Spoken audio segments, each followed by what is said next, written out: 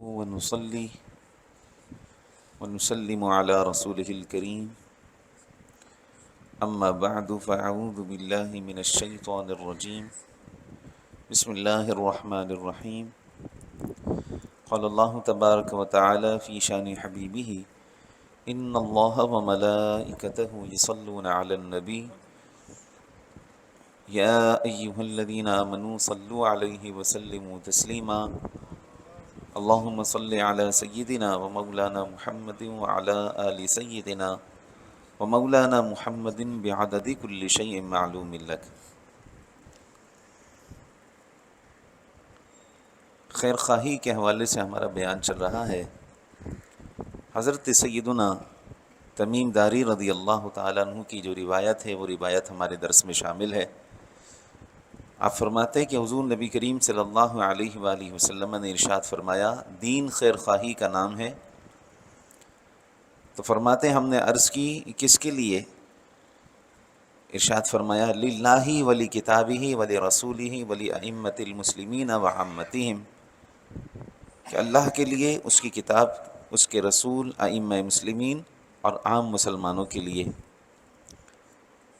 تو اللہ تبارک و تعالیٰ کے لیے خیر خواہی سے کیا مراد ہے اس کو ہم نے بیان کر دیا۔ کتاب اللہ کے لیے خیر خواہی سے کیا مراد ہے اسے بھی ہم نے بیان کر دیا، اور کل کے درس میں ہم نے رسول اللہ کے لیے خیر خواہی کا کیا معنی ہے اس کو آپ کے سامنے بیان کیا تھا۔ ائمہ مسلمین کے لیے خیر خواہی، دین کا ائمہ مسلمین کے لیے خیر خواہی ہونے سے مراد یہ ہے کہ حق پر ان کی مدد کرنا، حق بات میں ان کی اطاعت کرنا، ان کے حکم کو ماننا اور نرمی کے ساتھ ان کو تنبیہ کرنا اور ڈرانا۔ وہ جس چیز سے غافل ہوں اس کی انہیں خبر دینا، انہیں مسلمانوں کے وہ حقوق یاد دلانا جن سے وہ بے خبر ہو گئے ہیں، ان کے خلاف بغاوت نہ کرنا، لوگوں کے دلوں کو ان کی اطاعت کے لیے نرم کرنا، ان کے پیچھے نماز پڑھنا، جہاد میں ان کا ساتھ دینا اور ان کو صدقات ادا کرنا۔ یہ تمام معاملات اسی صورت میں ہیں جب کہ ائمہ مسلمین یا تو خلفاء ہوں یا قوم کے خیر خواہ ہوں یا حکمران ہوں، کہ حق پر ان کی مدد کرنا، حق بات میں ان کی اطاعت کرنا، اسی طرح حکم ماننا، نرمی سے ان کو تنبیہ کرنا، حقوق اگر بھول گئے ہوں تو حقوق یاد دلانا۔ یہ اس صورت میں ہے کہ جب وہ یا تو خلفاء ہوں یا پھر قوم کے خیر خواہ حکمران ہوں۔ ائمہ مسلمین سے علامہ نووی فرماتے ہیں کہ ائمہ مسلمین سے مراد علماء دین بھی ہوتے ہیں۔ تو ان کے ساتھ خیر خواہی کا مطلب یہ ہے کہ جو وہ بیان کریں اسے قبول کرنا، اور احکام میں ان کی تقلید یعنی پیروی کی جائے اور ان کے ساتھ حسن ظن رکھا جائے۔ یہ ہے ائمہ اکرام کے حوالے سے خیر خواہی جو دین ائمہ اکرام کے لیے حکم بیان کرتی ہے، وہ بیان ہے۔ اسی کے بعد ہے عام مسلمانوں کے لیے خیر خواہی۔ جو عام مسلمان ہیں ان کے لیے خیر خواہی کا نام، خیر خواہی کا کیا معنی ہے؟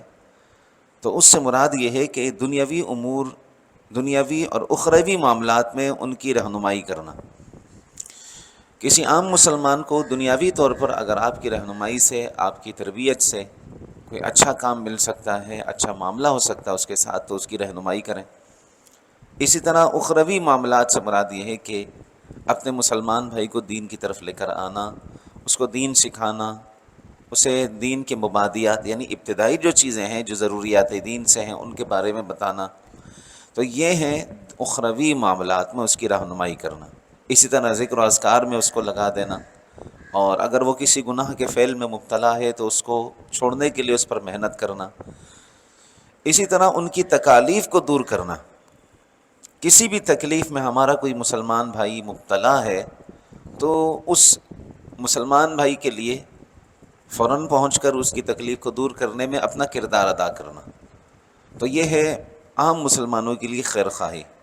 تو تکلیف کسی بھی طرح کی ہو سکتی ہے، کسی کو فائنینشلی تکلیف ہوگی، کسی کو گھر بار کے اعتبار سے ہوگی، کاروبار کے اعتبار سے ہوگی۔ تو آپ جس بھی طریقے سے اس کی تکلیف کو دور کر سکتے ہیں تو آپ اپنا کردار ادا کریں گے. یہ ہے عام مسلمانوں کے لیے خیر خواہی. اسی طرح دین کے بارے میں جو بات وہ نہیں جانتے انہیں وہ بات سکھانا.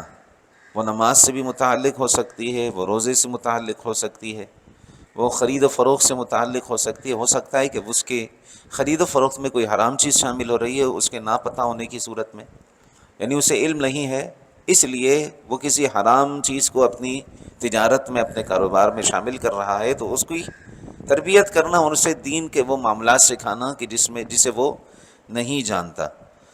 تو یہ بھی دین میں عام مسلمانوں کے لیے خیر خواہی ہے.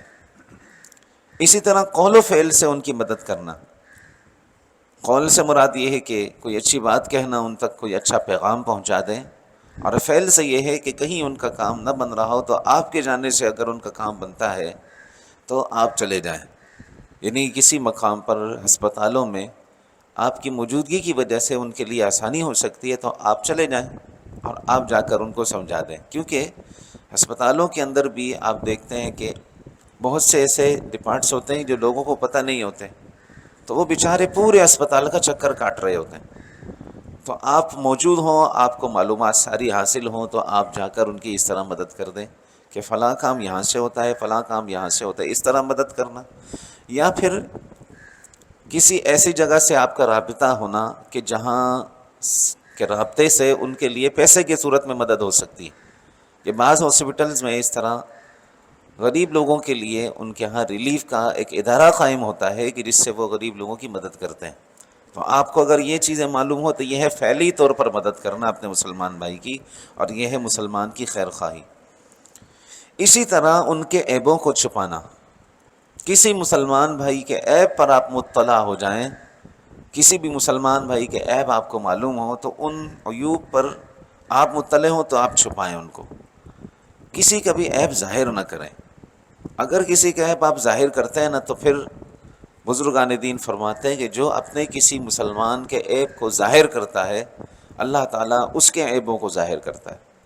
جو اپنے کسی مسلمان بھائی کو ذلیل و رسوا کرتا ہے اللہ تعالیٰ اس بندے کو ذلیل و رسوا کرتا ہے. لہٰذا اس معاملے میں بڑی احتیاط برتنی چاہیے. اگر کسی عیب پر ہم مطلع ہو جائیں تو پھر ہمیں چاہیے کہ ہم اس عیب کو چھپائیں. ہاں، اس کی مدد یوں ہو سکتی ہے کہ اسے اس کی غلطیوں کو سدھارنے کے لیے اس کی تربیت کریں. سب کے سامنے تربیت نہیں ہوتی ہے، تنہائی میں ہوتی ہے. کسی کا بھی عیب آپ سب کے سامنے بتائیں گے تو وہ عیب پر جری ہوگا اور ایک نیا تصور اس کے ذہن میں قائم ہوگا جو آپ کے خلاف قائم ہوگا. تربیت کرنے والے کے خلاف جذبات پیدا ہو جائیں گے. جو اس کو سیدھا راستہ بتا رہا ہے اس کے خلاف وہ اس کا ذہن سازی ہو جائے گی، جبکہ آپ سب عام سب کے سامنے اس کی تربیت کریں گے. تربیت کے لیے ہمیشہ ایک تو اخلاص ہونا چاہیے اور اس کے ساتھ ساتھ نرمی ہونی چاہیے، پھر اس کے ساتھ ساتھ تنہائی ہونی چاہیے. کہ آپ کسی کے حوالے سے جانتے ہیں کہ کسی ایسے عیب میں مبتلا ہے جو مستقبل میں اس کے لیے نقصان دہ خسران کا سبب بن سکتا ہے، تو اسے تنہائی میں لے جا کر اس بات کو سمجھائیں. یہ ہے عام مسلمانوں کے لیے خیر خواہی. اسی طرح ان سے تکلیف دہ چیز کو دور کرنا اور نفع دینے والی چیزوں کو ان کے قریب کرنا. یہ بھی انتہائی آسان بات ہے کہ کسی مسلمان کو کسی چیز سے تکلیف ہو رہی ہے تو آپ دور کر سکتے ہیں، وہ دور کر دیں. اور اسی طرح نفع دینے والی چیز ان سے قریب کر سکتے ہیں، آپ کی محنت سے، آپ کی کوشش سے ایسا ہو سکتا ہے تو آپ فوراً کر لیں. اسی طرح اخلاص اور نرمی کے ساتھ انہیں بھلائی کا حکم دینا اور برائی سے روکنا. یہ سب جو ہے پچھلی باتوں کی تشریحات ہیں کہ قول اور فعل سے ان کی مدد کرنا. قول اور فعل سے کس اعتبار سے مدد کریں گے کہ اچھائی کی، اخلاص اور نرمی کے ساتھ ان کو نیکی کا حکم دینا اور برائی سے روکنا، ان پر شفقت کرنا. اور اسی طرح عام مسلمانوں میں جو بڑے ہیں ان کی تعظیم کرنا، ان کی عزت کرنا. حدیث پاک میں فرمایا نا کہ اپنے بڑے کی تعظیم کرو، جب وہ آئیں تو ان کے لیے کھڑے ہوا کرو. کہ حضرت سعد رضی اللہ تعالیٰ عنہ قوم کے سردار تھے، تو وہ جب تشریف لائے تو صحابہ کرام بیٹھے ہوئے تھے. آقا علیہ السلام نے فرمایا جب تمہارا سردار آئے تو اس کی تعظیم کے لیے کھڑے ہو جایا کرو. تو صحابہ کرام علیہم الرضوان پھر ان کے لیے کھڑے ہوا کرتے تھے. اسی طرح حضرت عبداللہ ابن عباس رضی اللہ تعالیٰ عنہ اپنے اساتذہ کے لیے کھڑے ہو جایا کرتے تھے، ان کی تعظیم میں، ان کی تکریم میں.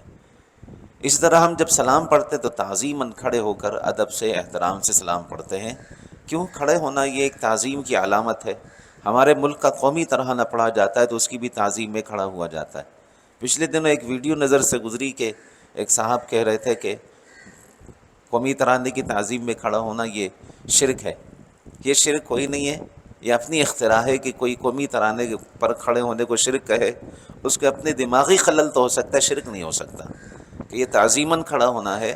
اور حدیث پاک میں جب اس کی اصل موجود ہے کہ سرکار علیہ السلام نے قوم کے سردار کے لیے تعظیماً کھڑے ہونے کا حکم ارشاد فرمایا تو ایک اصل موجود ہے. تو اب تعظیماً کھڑا ہونا یہ شرک نہیں ہوگا، نہ ہی یہ نماز کی صورت ہے. یہ نماز کی صورت بھی نہیں کہ ہم کسی کے لیے نماز کے لیے کھڑے ہو رہے ہیں.